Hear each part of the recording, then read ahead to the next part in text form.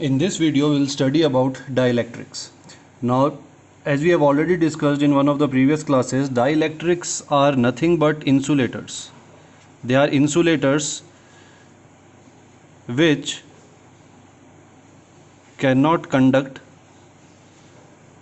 charges. Now, when we say that cannot conduct charges, that means the charges that are developed on the body of an insulator, they are not allowed to flow. So when they are not allowed to flow, the charge can be static. So such charges are called static charges, and they remain on the point where they are developed. They do not change their place, they cannot flow, hence no current electricity can be produced. But we can always induce charge on the body of an insulator. So when we develop charge on the body of an insulator, such insulators are called dielectrics. Now if we go into the basics, then there are two kinds of dielectrics: polar and non-polar. Now the basic difference between polar and non-polar is the difference of their shape, their symmetry. Both of them are dielectric, both of them are unable to conduct any charges, but there is a difference in the symmetry due to which we can give charges on the body of these dielectrics. Now these two types are polar and non-polar. Now polar dielectric, the shape of a polar dielectric is somewhat distorted, it is not symmetrical.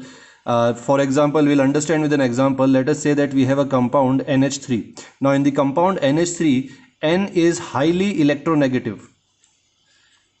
Now in chemistry we have studied that the compounds which are the elements which are highly electronegative have greater electron affinity, that is, they attract electron clouds or electrons towards themselves. So if we draw the structure of NH3, then there is an N atom in the middle, and there are 3 hydrogen atoms connected to it in a tetrahedral structure.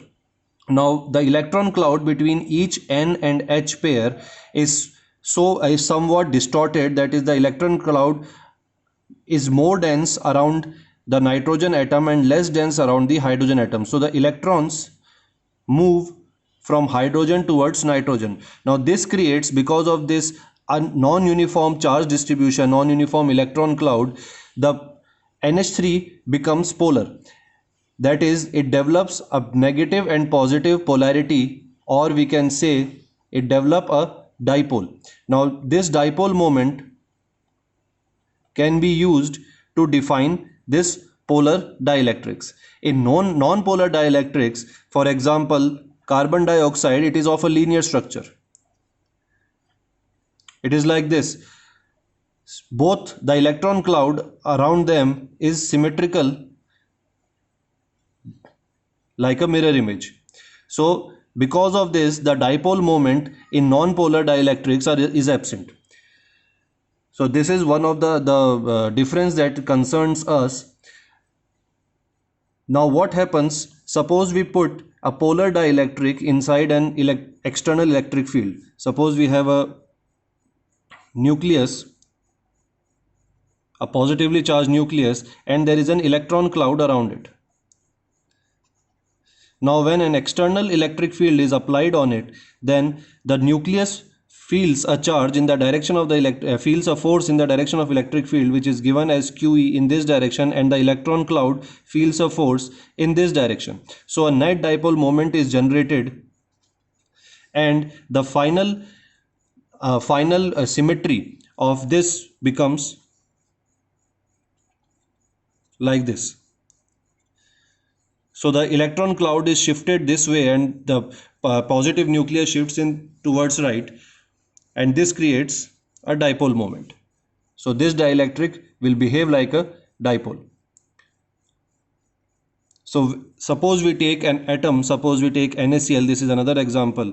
Now we'll discuss it in the form of domain. In NaCl, now this is called a domain, which consists of an sodium atom and a chlorine atom.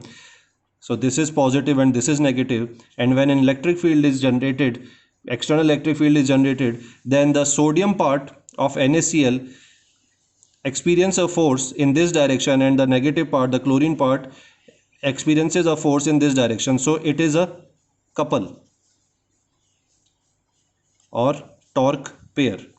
So this torque rotates it, and the final configuration will be like this, where Na will be in this direction, the direction of electric field, and Cl will move away from the direction of electric field because of the forces QE.